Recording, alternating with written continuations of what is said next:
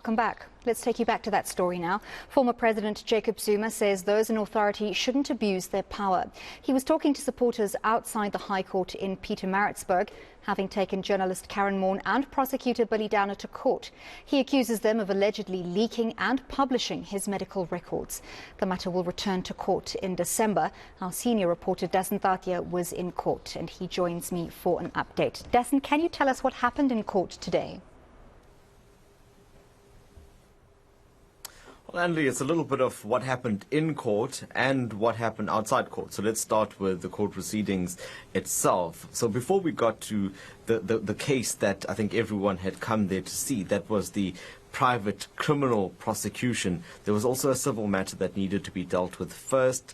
Karyn Maughan was bringing an application to have this case scrapped. That matter stood down and it was later integrated into the main case. So that's what's going to be dealt with in December.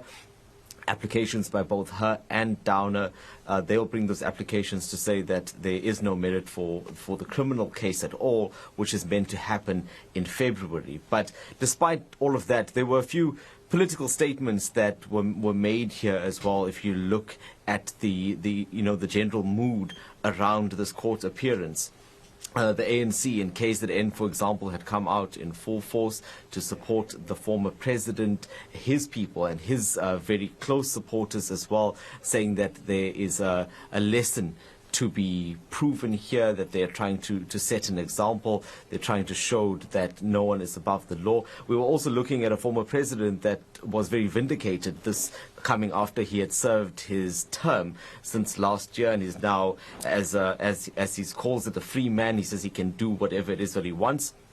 He was addressing supporters outside of court afterwards. He spoke to a group there and he had an opportunity, I think, for the first time to make a public appearance since that sentence was completed. And there he said that he is a law-abiding citizen, but the reason for this private prosecution, he says, is to prove that no one else is above the law. Let's listen to part of his address to supporters outside the court today. Abaholi ngoba abaholi bathatha isinqumo basisho laba abaphethe njengamanje ukuthi abazukuhlehlela emuva njengoba kwasekwenzeka bathi bazokwenza okusuka emcabangweni wabo nakube nama-comrade ami athembekile ukuthi bathi uma nje kulandelwa mina kuthiwa ngenkantolo bazoba khona njengoba beyiphindile namanje leyo nkulumo ufuna ukubabonga abaholi ngoba ngesinye isikhathi abaholi abafani kukhona abanesibindi kukhona abangenaso isibindi angazi-ke masingekho isibindi kusuke kukhona.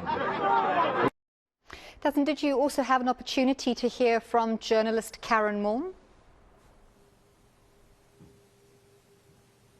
And just before I get there, I'll just quickly explain what he was saying in that particular bite. He was essentially saying that he can only respect those that command respect, and he was saying that he himself there is a law-abiding citizen.